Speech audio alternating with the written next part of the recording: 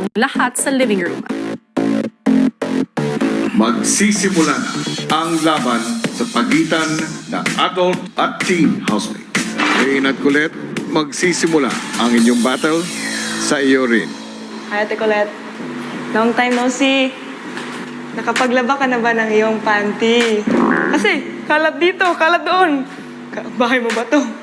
Feeling mo naman. Hindi ko po inakala ko yun na dinamay po yung panty ko. Hindi naman nangingialam yun. Kita mo to? Kita mo to? Pakialamera kasi.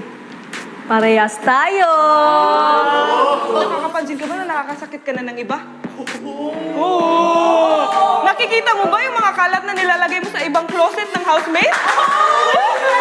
Hindi mo man malagay sa kama mo, sa closet mo!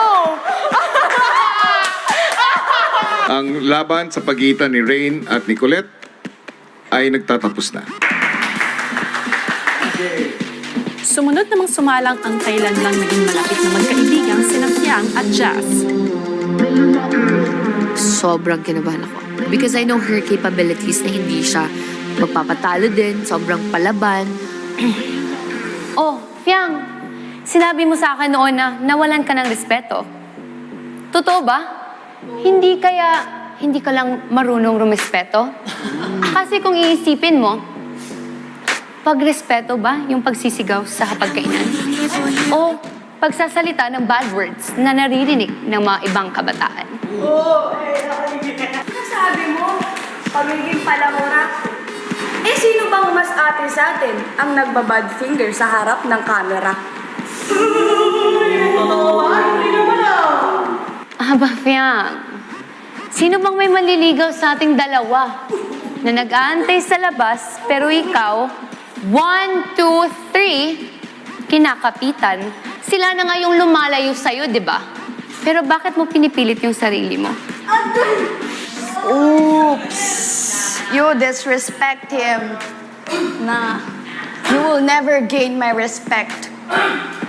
Di ko nga alam ba't kita tinatawag na ate. Hindi nga kita kaano-ano at hindi ka naman karisrespeto.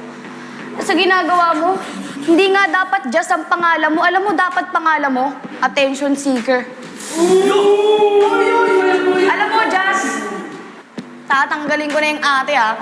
Nalilito ako kung ano ba talagang pakay mo. Nag-iinarte ka pa eh. Gusto mo din naman talaga na nilalandi ka.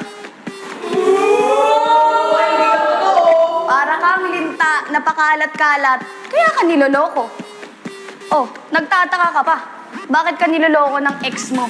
Eh, ganyan pala ang ugali mo. Sobrang alam mo yung attention seeker at saka pagiging bastos kasi gawain mo yan eh. It takes one to know one. Niloloko ako? Eh, hindi ko naman yung kasalanan eh. Sino ba yung iniwan tapos ang tagal naka-move on? Eh, ikaw, proud ka ba na nakikita ng kapatid mo at ng mama mo ang kalandian mo dito? Ano bang pinunta mo dito? Pangarap? O syota? Hindi naman ako pumasok dito para maging syota. Kaya kung gusto mo, kunin mo. Hindi ko naman chinain si JM. So kasalanan ko ba na siya yung mismong lumalapit sa akin? Sino bang nagchichika sa'yo na gusto ko yan? Sino? Wala. Sariling utak mo lang yun. So tinanong mo ako, masaya ba yung nanay kapatid ko? Dahil ginagamit ko edukasyon. Ibalik ko yung tanong ko sa'yo. Masaya ba yung nanay mo sa mga pinagagawa mo dito? Oo, masaya. O di congrats sa'yo. Sinong nauna? Sure ka bang optimistic ate ka na yan? Next pair. O kaya pakitang ate?